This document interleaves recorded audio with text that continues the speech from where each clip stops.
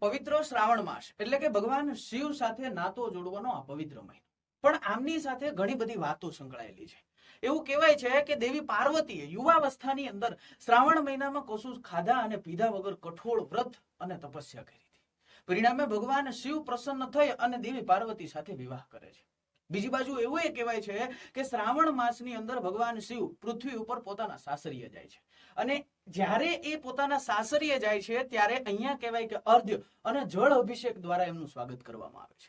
એટલા માટે મનાય છે કે દર મહિને દર વર્ષે શ્રાવણ માસની અંદર ભગવાન શિવ એમના સાસરીએ જાય છે. બીજી બાજુ એવી માન્યતા છે કે શ્રાવણ માસમાં જ સમુદ્ર મંથન થયું હતું, અને આ સમુદ્ર મંથન દરમિયાન નીકળી આવેલું હળાળ જે વિષ છે ભગવાન શિવ એમના કંઠની અંદર કહેવાય કે રોકી રાખે છે, અને આ સૃષ્ટિને કહેવાય કે એ વિનાશથી બચાવે છે.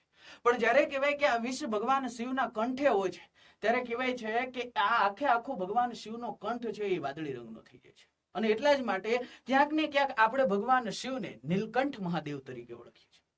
આ ઝેરની જે અસર છે એને ઘટાડવા માટે અલગ દેવી દેવતાઓ દ્વારા કહેવાય કે ભગવાન શિવને કહેવાય જળ ચડાવવામાં આવે છે, અને એટલા જ માટે ભગવાન શિવ આ શિવલિંગ ઉપર જળનું વિશેષ મહત્વ છે. વિદ્યાર્થી મિત્રો, આ શ્રાવણ માસની વાત કરીએ તો થોડા વિદ્વાનો આ મહિનાને માર્કંડેય ઋષિ સાથે પણ જોડે છે. એવું કહેવાય છે કે એક માન્યતા અનુસાર માર્કંડેય ઋષિની ઉંમર ઓછી હતી, પરંતુ કહેવાય કે એમના પિતા જે મર્કંડુ છે એ ઋષિને કહેવાય કે આ જે કઈ અકાળ મૃત્યુની વાત છે એ અકાળ મૃત્યુને દૂર કરી અને ભગવાન શિવની ઉપાસના કરવાનું કહે છે કે જેનાથી એમને લાંબુ આયુષ્ય મળે.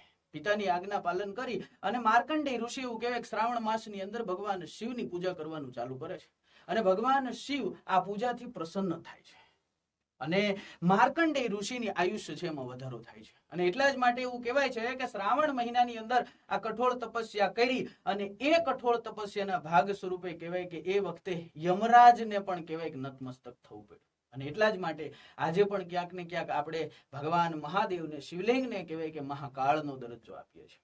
તો આ એ જ શ્રાવણ માસ છે કે જેમની અંદર ભક્તિના સુરથી ભક્તિની અંદર ડૂબી અને ભગવાન શિવ